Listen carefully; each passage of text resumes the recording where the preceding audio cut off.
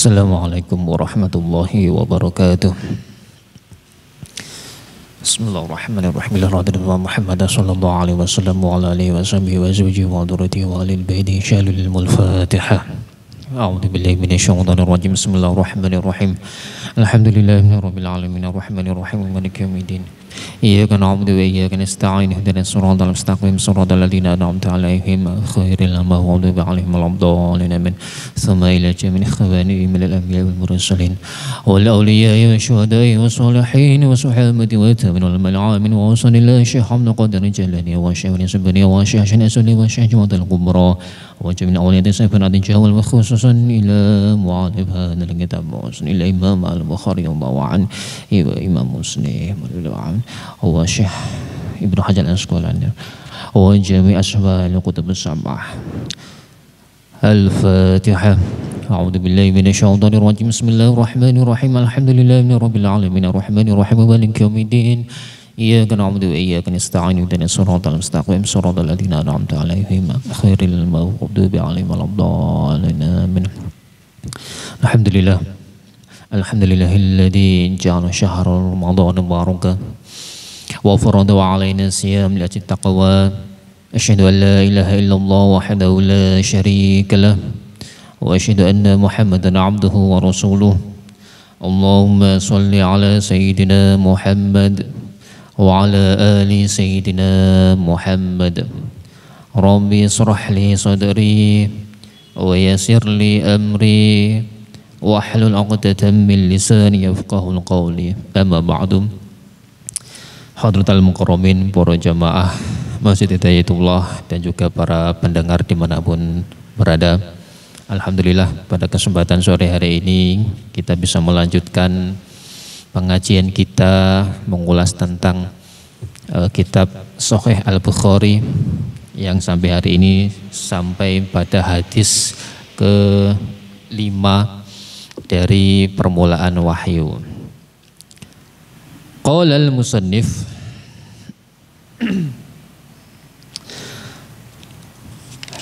hadatsana 'abdan qala akhbarana Abdullah qala akhbarana Yunus 'an az-Zuhri wa hadatsana Bishr bin Muhammad qala akhbarana Abdullah qala akhbarana Yunus wa Ma'mar 'an az-Zuhri qala akhbarani Abdullah bin Abdullah an Ibni Abbas qala kana Rasulullah sallallahu alaihi wasallam ajwadan nasi wa kana ajwadu ma yakunu fi Ramadan hina yalqahu Jibril wa kana yalqahu fi kulli lailatin min Ramadan fayudarisuhul Qur'an.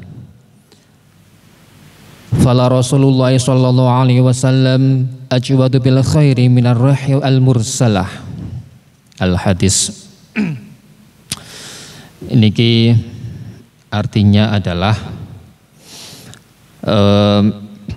hadatsana Abdan. Imam Al-Bukhari mendapatkan hadis ini dari Imam Abdan. Imam Abdan mendapatkan riwayat hadis ini dari Imam Yunus. Imam Yunus mendapatkan hadis ini dari Imam Az-Zuhri. Imam Zuhri mendapatkan riwayat hadis ini dari Ubaidullah bin Abdullah dari Ibnu Abbas qala. Jadi Ibnu Abbas ini berkata, kana Rasulullah sallallahu alaihi wasallam ajwadan nas. Rasulullah sallallahu alaihi wasallam adalah manusia yang paling murah hatinya atau paling lembut hatinya, terlebih apabila pada bulan Ramadan hatinya lebih lembut lagi karena pada waktu itu beliau bertemu dengan malaikat Jibril alaihissalam. Setiap malam Ramadan malaikat Jibril membacakan Al-Quran kepada beliau. Dan beliau mendengarkan dan terkadang pula beliau juga saling mengucapkan atau saling membaca Al-Quran sama-sama dengan malaikat Jibril. Fala Rasulullah sallallahu alaihi wasallam ajwadu bil khairi minar rih al mursalah. Nah, bahkan di sini kalau dibandingkan letak kemurahan hati Rasulullah SAW, letak kelembutan Rasulullah SAW itu lebih lembut ketimbang hembusan angin yang berhembus. Jadi benar-benar sangat lembut Rasulullah SAW.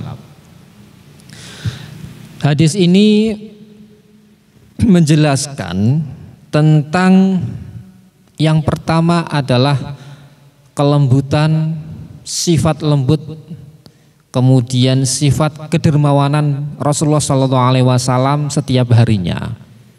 Bahkan pada bulan Ramadan, sifat lembut, dermawan, dan mulia lebih tinggi lagi ketimbang hari-hari biasanya. Redaksi yang pertama, karena Rasulullah SAW ajwadan nasi. Rasulullah SAW adalah orang atau manusia yang paling lembut bila dibandingkan dengan manusia-manusia yang lain. Redaksi hadis ini menjadi sebuah dalil bahwa Rasulullah SAW ketika diutus kepada umatnya tidak lain adalah untuk menyempurnakan akhlak. Karena apa? Karena kelembutan Rasulullah SAW, kemudian kedermawanan beliau, dan juga al-karam, kemuliaan, kehormatan beliau itu sesuai dengan apa yang menjadi misi risalah Islam. Yaitu apa? Innama bu'istu liutammima makarimal akhlak. Bahwa aku itu diutus oleh Allah Subhanahu wa taala tidak lain adalah untuk menyempurnakan akhlak. Jadi untuk menyempurnakan akhlak. Mengapa harus akhlak disempurnakan? Apakah pada waktu itu akhlak masyarakat Arab jahiliyah apakah tidak bermoral? Padahal kalau di dalam tradisinya kita bisa mengenal orang Arab itu sangat loyal terhadap klannya, terhadap keluarganya, tetapi tidak loyal terhadap orang-orang yang berada di luar klannya. Akhlak di dalam penerapannya pada masyarakat Arab jahiliyah tidak memiliki pondasi yang kuat.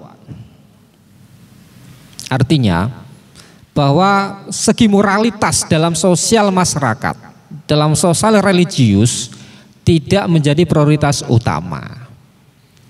Karena yang menjadi pegangan mereka adalah materialisme. Sisi-sisi material yang menjadi andalan mereka. Sehingga apa? Perbudakan. Di kalangan masyarakat Arab jahiliyah itu menjadi sebuah tradisi yang biasa saja. Bahkan kalau seorang pemimpin suku tidak memiliki budak-budak perempuan atau tidak beristri lebih dari satu, bahkan wakila dalam suatu rakyat dikatakan seorang pemimpin itu biasa memiliki 100 selir perempuan, itu hal yang biasa. Kalau tidak memiliki itu maka keperkasaannya dan juga kewibawaannya sebagai seorang pemimpin itu kurang dihargai. Moralitas menjadi aspek yang nomor sekian, bahkan tidak menjadi prioritas utama di dalam kehidupan masyarakat Arab jahiliyah. Sehingga terjadi pemerkosaan, terjadi perbudakan, bahkan terjadi kecurangan di dalam proses jual beli, di dalam proses muamalah, itu hal yang biasa. Karena apa?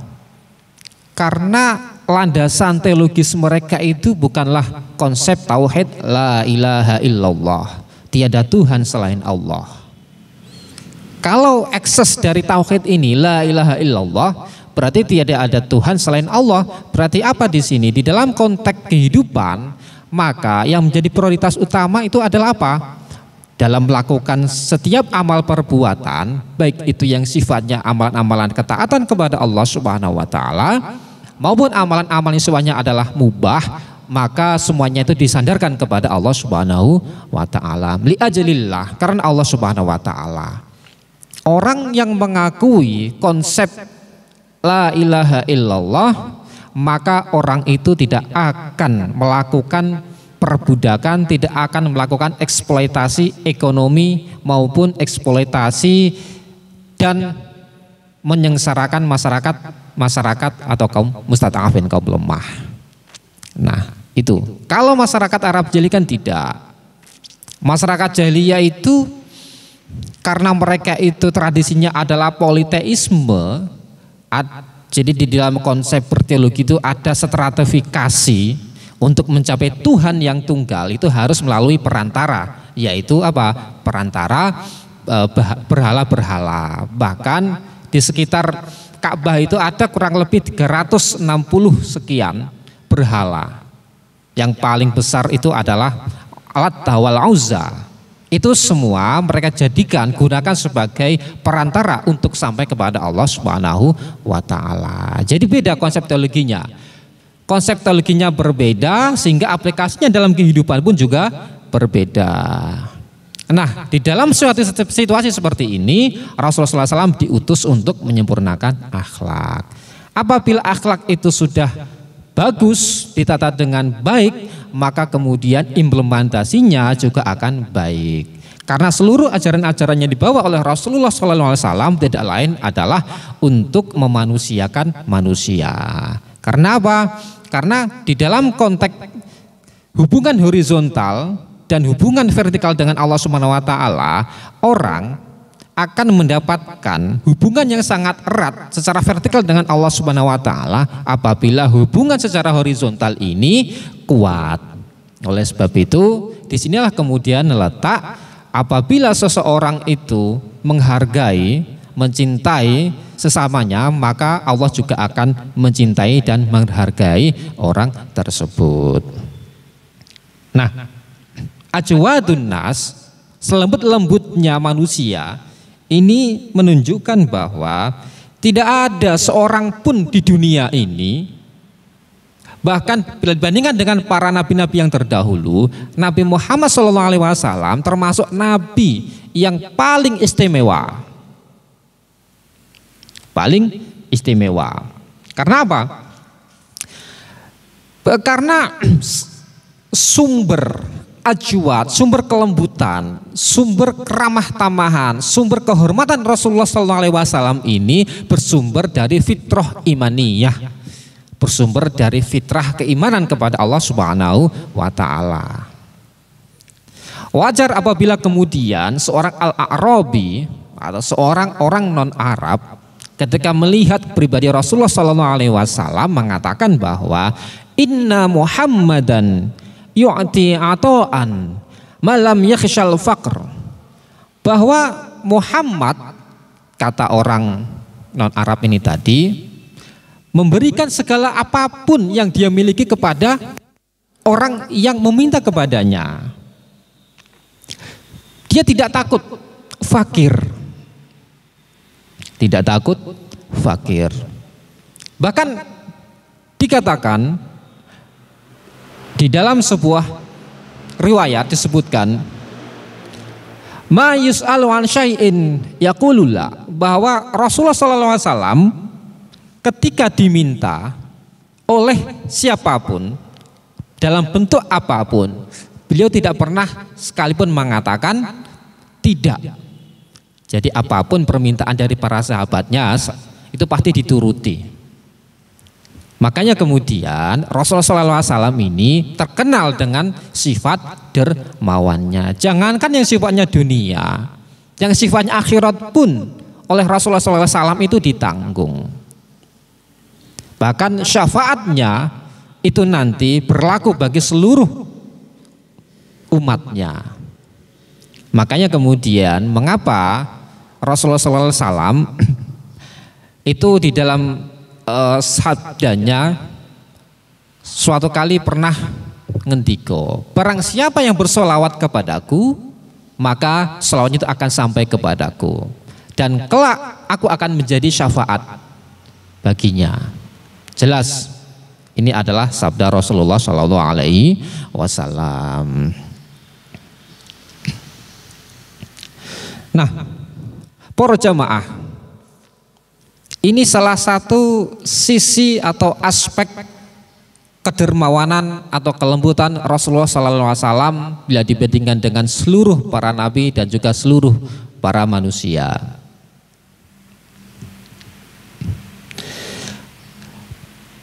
Suatu kali Ibnu Rajab Al-Hambali di dalam kitabnya Al-Lataiful Ma'arif pernah mengatakan, jadi al-karom, sebuah kehormatan, kemuliaan, kedermawanan, itu ada 3. Yang pertama adalah al-karom bil mal. Jadi orang yang terhormat atau orang yang dermawan karena hartanya. Jadi orang yang dermawan, orang yang mulia atau terhormat itu apabila memiliki harta kemudian ditasarrufkan di jalan Allah Subhanahu wa taala. Yang kedua adalah al-karam bi badlil ilmi. Jadi mulia, dermawan, lembut, murah hati itu karena ilmunya. Jadi orang-orang seperti ini itu tidak akan bakhil terhadap ilmu. Apabila dia itu mendapatkan sebuah ilmu, maka kemudian akan disampaikan kepada yang lain.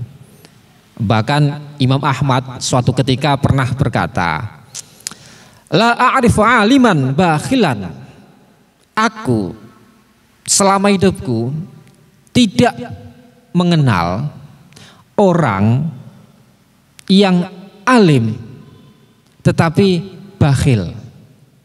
Artinya apa? Orang-orang yang dikenal oleh Imam Ahmad bin Hambal ini adalah orang yang berilmu tetapi juga tidak bakhil. Artinya apa? Artinya orang tersebut suka menyebarkan ilmu kepada yang lain. Terus yang ketiga adalah al-karam bil jah. Jadi murah hati dengan kedudukan atau dengan jabatan-jabatan tertentu. Rasulullah SAW sama sekali tidak sombong dengan jabatan atau dengan status kenabian yang beliau emban. Jadi meskipun beliau itu kedudukannya sangat tinggi di mata Allah Subhanahu wa taala dan juga di mata para nabi-nabi terdahulu serta di mata umatnya, beliau sama sekali tidak pernah sombong atau menyombongkan diri.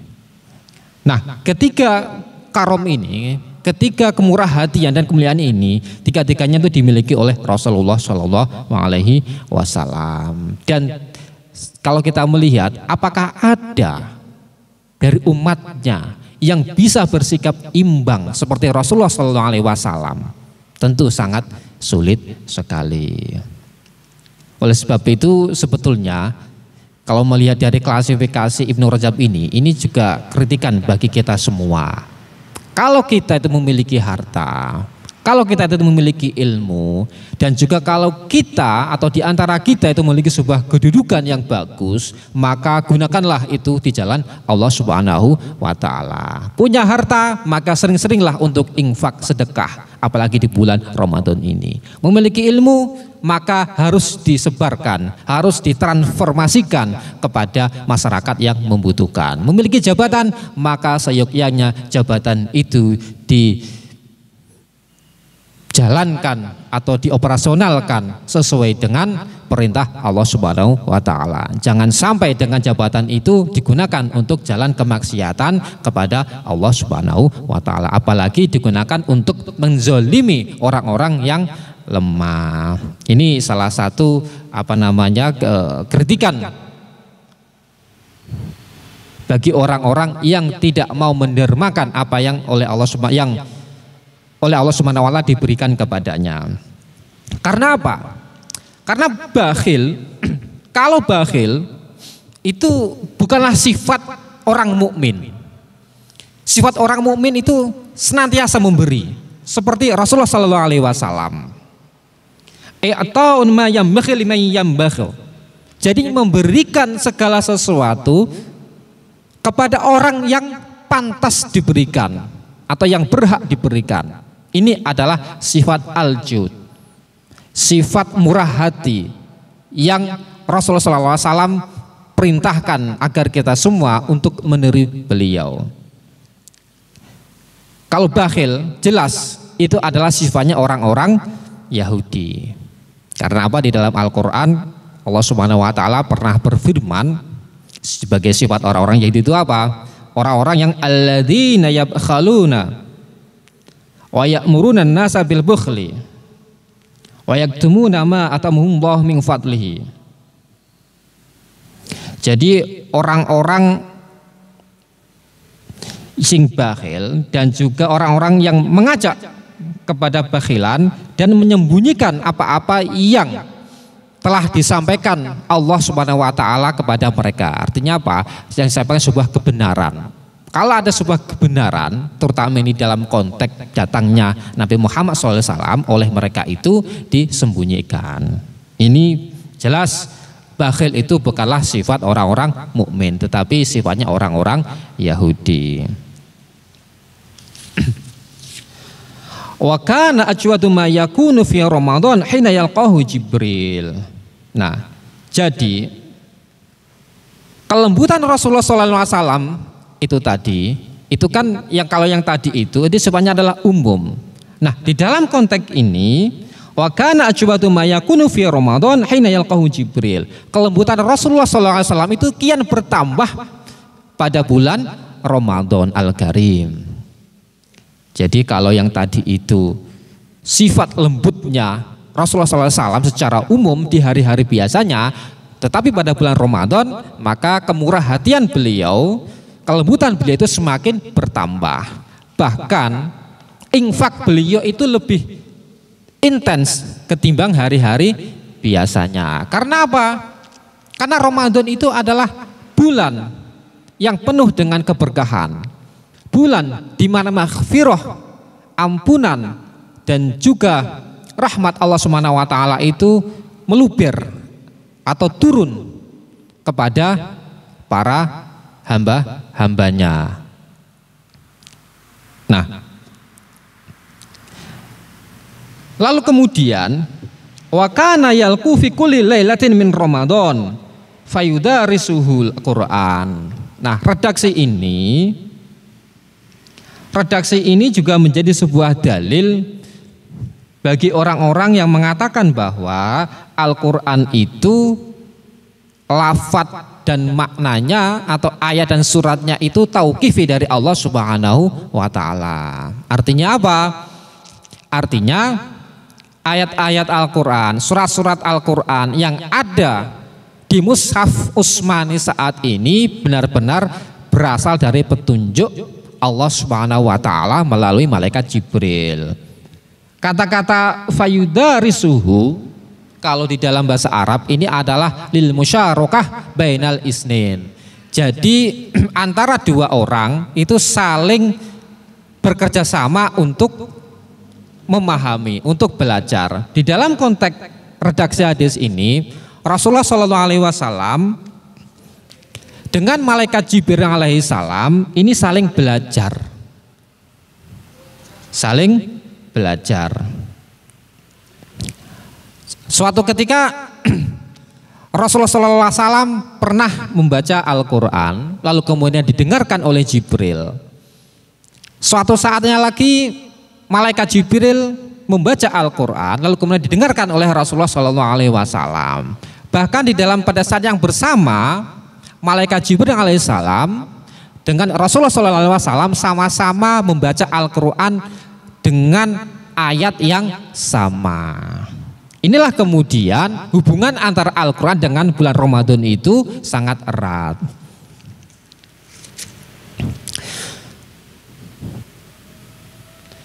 Nah, di sini para jamaah,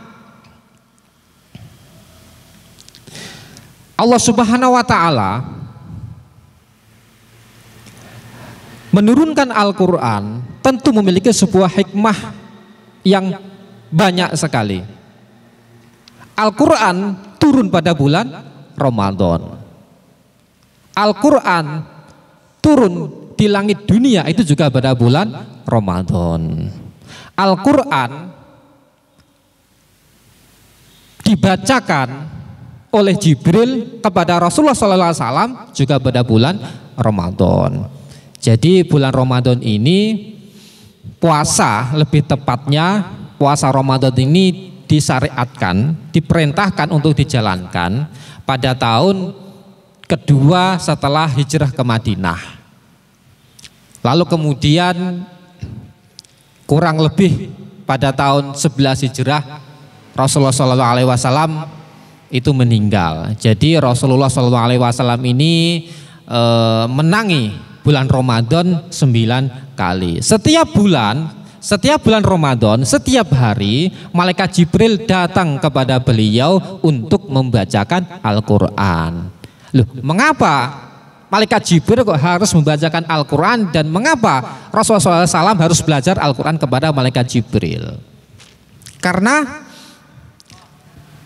biar hafalan yang ada di dalam hati Rasulullah SAW itu tidaklah hilang. Jadi dalam bahasa sekarang ini antara malaikat Jibril dengan Rasulullah SAW setiap bulan Ramadan itu melakukan murojaah Al-Quran. Itu setiap bulan Ramadan dan itu setiap hari beliau lakukan. Kecuali pada bulan Ramadan terakhir pada tahun 11 Hijriah, malaikat Jibril datang kepada beliau selama bulan Ramadan itu menghatamkan Al-Quran 2 kali. Jadi kalau hari-hari biasanya, hari-hari Ramadan biasanya sebelum beliau meninggal, malaikat Jibril dengan Rasulullah SAW ini menghatamkan Al-Quran sekali. Artinya murojaahnya itu sekali. Baru kemudian pada bulan Ramadan terakhir, ketika Rasulullah SAW itu menjelang wafat, malaikat Jibril alaihissalam datang kepada beliau 2 kali. Jadi khatam Al-Quran 2 kali, murojaah Al-Quran bersama Jibril 2 kali. Lalu kemudian beliau tidak lama kemudian ketika musim haji atau disebut dengan haji wada, beliau tidak lama setelah itu meninggal dunia. Nah, saking pentingnya bulan Ramadan ini, para jamaah, para ulama salafus saleh kita menggunakan bulan Ramadan itu untuk menghafalkan atau bahkan untuk murojaah atau untuk sekedar membaca Al-Quran Al-Karim. Diriwayatkan Imam Malik, seorang ahli hadis yang memiliki kitab Al-Muwatta, ketika bulan Ramadan datang, beliau mencukupkan diri, beliau meletakkan tulisan hadisnya, meletakkan mengaji hadisnya, lalu kemudian berpindah kepada mengaji Al-Quran Al-Karim. Jadi 1 bulan penuh beliau gunakan untuk mengaji Al-Quran.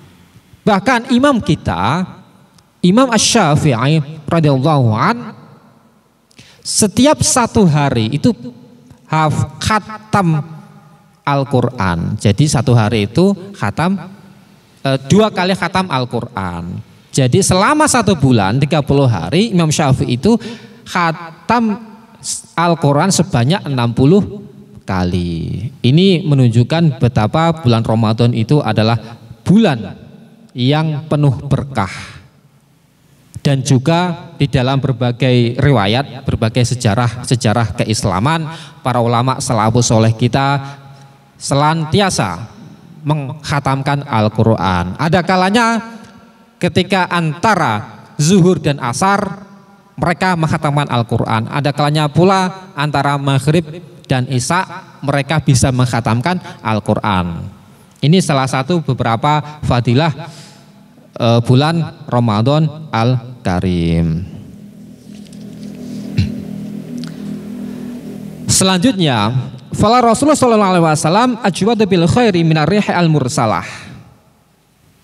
Nah, ini jelas bahwa kelembutan Rasulullah SAW dan juga kemurah hatian beliau ini melebihi lembutnya hembusan angin. Ya, karena apa? Karena itu tadi, bahwa beliau itu sangat menghargai, sangat welas asih terhadap umatnya, apalagi di bulan Ramadan. Beliau itu tidak sungkan-sungkan, tidaklah ragu-ragu untuk mentasarufkan apa yang beliau miliki. Karena di dalam sebuah al-qaidah syariah mengatakan, innallaha yarham min ibadihi ruhama, bahwa Allah Subhanahu wa taala itu akan mengasihi dari hamba-hambanya yang berbuat welas asih kepada hamba yang lain. Ini jelas, ini salah satu kaidah syariah yang banyak diterapkan oleh para ulama salafus soleh kita. Para jamaah yang dirahmati oleh Allah Subhanahu wa taala, secara garis besar bahwa hadis ini, dan kebetulan hari ini, bulan Ramadan Al-Karim, pas apabila kita meneladani hadis ini dan juga menerapkannya di dalam kehidupan kita sehari-hari. Karena Rasulullah SAW yang sudah dikatakan di awal tadi, kalau bulan Ramadan itu murah hatinya, kelembutan hatinya, kedermawanan beliau itu melebihi pada hari-hari biasanya. Oleh sebab itu beliau mengajak kepada kita semua untuk menginfakkan, mensedekahkan apa yang kita miliki di bulan Ramadan ini. Kalau kita hari-hari biasanya itu sedekahnya misalkan 10.000, maka di bulan Ramadan ini harus ditingkatkan bisa menjadi 30 hingga 50.000 atau lebih banyak ketimbang hari-hari biasanya. Karena Allah Subhanahu wa taala berfirman, alladzina yunfiquna amwalahum bil-laili wan-nahari sirran wa 'alaniyatan falahum ajruhum 'inda rabbihim wala khaufun 'alaihim walahum yahzanun. Jadi Allah SWT mengibaratkan bahwa orang-orang yang menginfakkan hartanya, baik itu diinfakkan pada waktu siang maupun malam, baik itu dilakukan sirron aw 'alaniyatan, baik itu dilakukan secara sembunyi-sembunyi ataukah secara terang-terangan, maka bagi mereka itu pahala yang luar biasa. Dan mereka, Allah SWT menjamin, mereka tidak akan takut dan juga tidak akan bersedih. Maksudnya apa? Mereka tidak akan takut apabila dengan menginfakkan sebagian hartanya itu akan menjadi fakir. Di dalam riwayat Imam At-Tabrani, Rasulullah SAW pernah bersabda, dan ini riwayat ini dari Ibnu Mas'ud, seorang turjuman Al-Quran, seorang yang paham tentang makna atau tafsir Al-Quran. Rasulullah SAW bersabda, yang intinya adalah beliau memberikan dua gambaran kepada kita. Allah Subhanahu wa taala memberikan sebuah harta dan juga anak kepada seorang hamba yang kaya raya. Satu hamba ini juga diberikan harta yang berlimpah dan juga seorang atau beberapa anak yang ganteng-ganteng, cantik-cantik dan juga banyak. Lalu kemudian mereka ini dimintai pertanggungjawaban oleh Allah Subhanahu wa taala. Kaifa sana'ta fima ataituka? Wahai hambaku, apa yang engkau lakukan dengan segala sesuatu yang telah aku berikan kepadamu?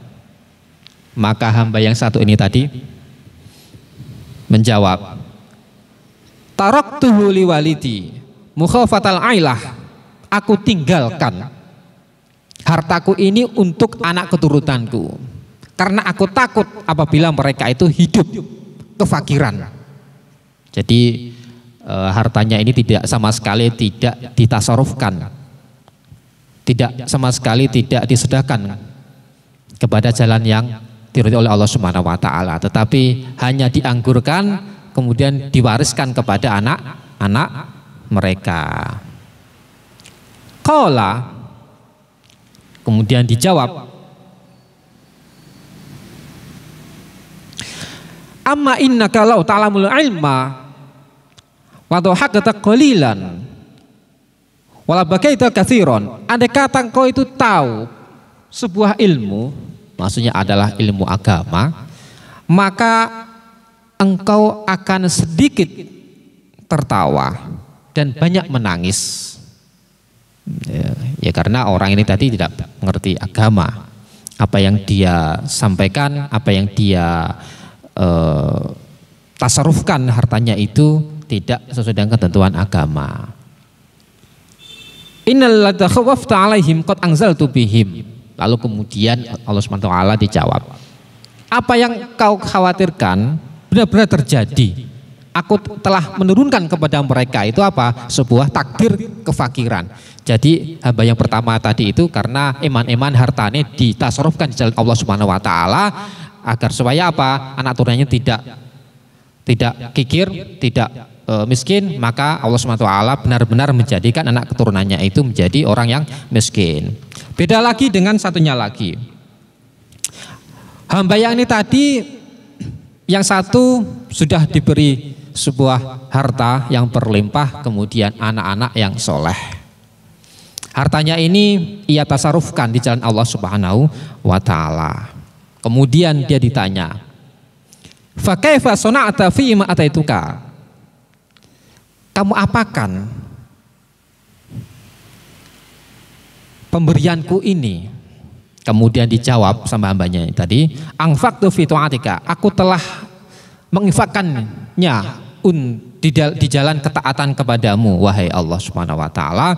Wa fatiktu liwalidi min ba'di bi husni tulik, dan aku percaya bahwa anak-anakku ini tadi tetap akan berada di jalanmu. Lalu kemudian dijawab, amma innaka law ta'lamul ilma la tuhaqat katsiran wala baqaita qalilan. Andai kata kau itu tahu sebuah ilmu, maka la tuhaqta katsiran, maka kau akan banyak tertawa. Wala baqaita qalilan, dan kau akan sedikit menangis. Amma innal ladzi wahtakta bihi qad anzaltu bihim, dan apa yang telah kau percaya itu aku benar-benar telah mewujudkannya. Artinya apa? Anak keturunannya ini tidak menjadi fakir, justru malah menjadi kaya raya. Demikianlah para jamaah, hikmah dari hadis ini, kita harus meniru Rasulullah SAW di dalam kemuliaan, kelembutan beliau, kedermawanan beliau, terutama di bulan Ramadan ini. Mari kita sama-sama meneladani sikap, sifat, dan juga perbuatan Rasulullah SAW yang mengarahkan kita semua kepada jalan kebenaran. Mudah-mudahan kita semua bisa menjadi umat beliau yang benar-benar ummatan yang diakui oleh Rasulullah SAW. Afu minkum. Assalamualaikum warahmatullahi wabarakatuh.